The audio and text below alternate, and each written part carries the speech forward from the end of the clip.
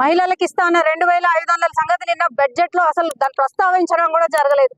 2000 నుంచి 4000 పెన్షన్ చేస్తా అన్నారు, దాని ఊసు కూడా ఎత్తలేదు. అలాగే 18 సంవత్సరాలు నిండిన మహిళలకు అమ్మాయిలకి స్కూటీలు ఇస్తా అన్నారు, దాని గురించి స్కూటీలు లేవు, అన్ని లూటీలే చేస్తున్నారు కానీ స్కూటీలు ఇంతవరకు దాని గురించి మాట లేదు. బడ్జెట్ ఏదైతే 2,90,000 కోట్ల చిల్లరలు బడ్జెట్ ఏదైతే ప్రవేశపెట్టినరో అసలు ఏ విధంగా మీరు ప్రవేశపెట్టిరు దాన్ని? మన ఆదాయం, మన రెవెన్యూ, రాష్ట్ర రెవెన్యూ తెలిసి కూడా ఇలాంటి పైన పటారం లోన లోటారం బడ్జెట్ ని ప్రవేశపెట్టి ఎవరిని మోసం చేద్దామని మీరు రేవంత్ రెడ్డి గారు, బట్టి విక్రమార్క గారు ఈ బడ్జెట్ ని ప్రవేశపెట్టిర్రు. అంగడికి వెళ్ళి గొంగడి తెచ్చుకున్నట్టు ఉంది. వాళ్ళు చెప్పినది ఒకటి, చేస్తుంది ఒకటి. హామీలు నెరవేరుతాయని నిన్నటి నుంచి ఏవైతే మహిళలు 2,500 వాళ్ళ స్కూల్ ఫీజులే కానీ చిన్న చిన్న అవసరాలకి పనికొస్తాయని రాష్ట్ర ప్రభుత్వాన్ని నమ్మి ఓటేసిన వాళ్ళకి నిరుత్సాహం పిలిచిండ్రు. ఎక్కడ మహిళలకి గత ప్రభుత్వం కూడా అలాగే చేసింది, ఈ ప్రభుత్వం కూడా మహిళల్ని మోసమే చేస్తున్నది. గత ప్రభుత్వం కూడా అది చేస్తాం ఇది చేస్తామని గద్దెనెక్కిరు. ఇప్పుడు కూడా ఈ ప్రభుత్వం కూడా అదే వాగ్దానాలను పెట్టుకొని గద్దెనెక్కిన వాళ్ళు ఆ గద్దెనెక్కిన తర్వాత మహిళలకు సంబంధించిన బడ్జెట్ ని మాత్రం విస్మరించినారు. అసలు ఏ రూపంలో ఈ బడ్జెట్ ప్రవేశపెట్టినారు?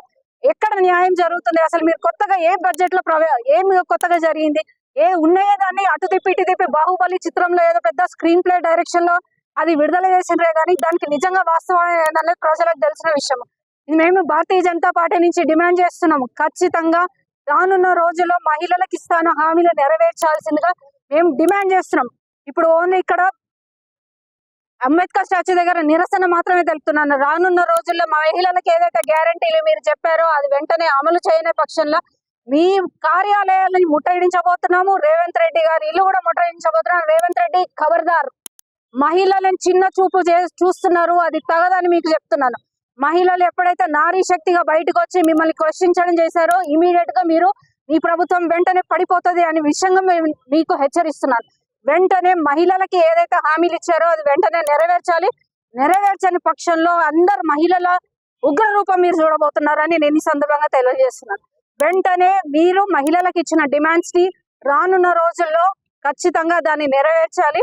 నెరవేర్చని పక్షంలో మాత్రం భారతీయ జనతా పార్టీ మహిళా మోర్చా నుంచి మహిళలకు న్యాయం చేసే విధంగా మా కార్యాచరణ ఉండబోతుంది. ధన్యవాదాలు.